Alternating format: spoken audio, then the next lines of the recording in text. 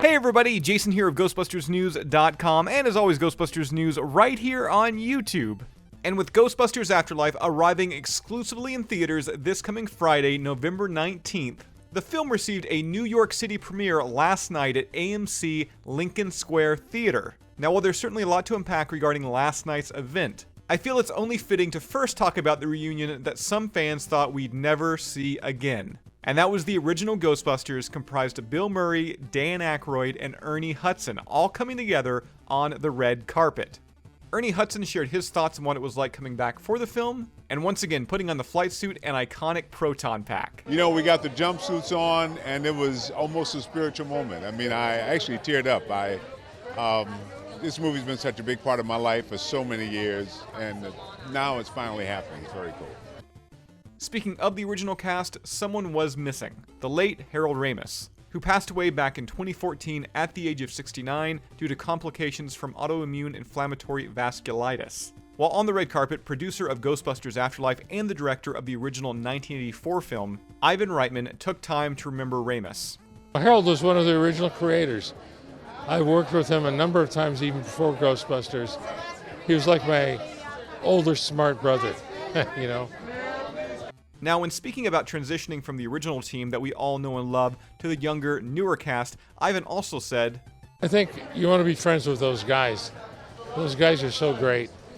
It's what's wonderful about Afterlife is that Jason has managed to find this wonderful cast of young actors that are really, hopefully will hang in there, because I think they're great. And keeping focus on the cast, both old and new, director Jason Reitman was quick to give his praise for his new ensemble, along with the original film stars that returned for Afterlife. I got to work with Paul Rudd, something I've always wanted to do. He's one of the funniest human beings alive, great storyteller, great writer, great improviser, made me a better filmmaker, and he's one hell of a Ghostbuster. McKenna Grace, oh my God, I mean, the movie just sits on her shoulders, and for 15 years old, I just don't know how she could already be this talented and this skillful. Finn Wolfhard, you know, it feels like the whole planet loves that kid, and so do I. He looks great in a flight suit, and I love seeing him behind the wheel of Ecto-1. And of course, Carrie Coon. I mean, from Fargo to Gone Girl, there's just not a better actress around, and again, someone I've been dying to work with. And of course, the original guys. I wasn't going to do this movie if the original guys didn't come back. See them in their flight suits again. It's like I said earlier, it's like seeing the Beatles again. Now, despite Afterlife having such a solid connection to the first film, Paul Rudd believes that the film isn't just for your stereotypical Ghostbusters fan. The characters in the movie are great, and ultimately we see a movie because of the characters and the relationships between people, and I think that if you remember the first one, if you have any kind of fond memory of it or feeling toward it, you're going to get something out of this. If you have no familiarity with Ghostbusters whatsoever, you'll get something out of this, and I think no matter what age you are, you will, because it's kind of tapping into something magical, and when you have these amazing kids that we have in the movie telling this story, you kind of can't help but get caught up in it, whether you relate to them because they're your age or you relate to them because you remember when you were that age. And speaking of the younger age cast, McKenna Grace, who plays Phoebe Spangler in Afterlife, talked about how to this day she is still starstruck when around actors like Bill Murray, Dan Aykroyd, and Ernie Hudson. Being with the original cast is insane. Every single time I see them still, and I've known them kind of for like 2 years now.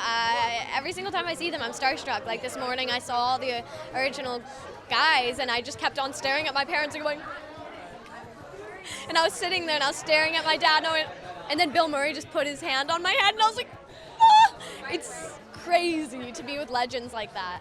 Now, Ghostbusters Afterlife was initially supposed to arrive in theaters in July of 2020, but was delayed multiple times due to the pandemic. During that time, many fans became impatient with the delays, asking and begging Sony Pictures to just go ahead and release the film digitally, something Jason Reitman was always adamantly against. What I've been missing is going to the movies, buying a ticket, getting the popcorn, seeing a movie up on the big screen with great sound, and that's exactly how you should watch Ghostbusters Afterlife.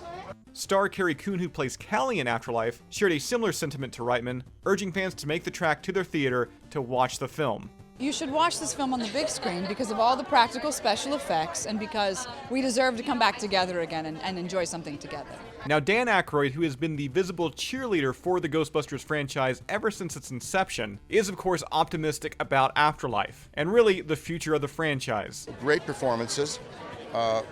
a new look to the film, a link to the first movie that explores the concept even further and opens it up for more possibilities. And so laughs, scares, and an emotional connection.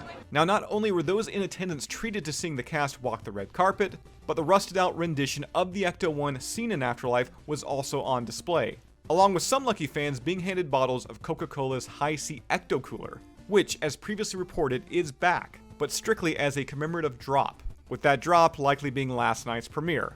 Now, once again, not that I have to tell you, but Ghostbusters Afterlife opens up exclusively in theaters this Friday, November 19th. That's all I've got for you here right now. As always, be sure to subscribe to Ghostbusters News here on YouTube. Bust that bell notification icon to stay up to date with everything that's happening within the Ghostbusters world. If you'd like to join up with Ghostbusters News, check out our Patreon page. We have a link to that down below in this video's description. And I'll see everybody right back here next time.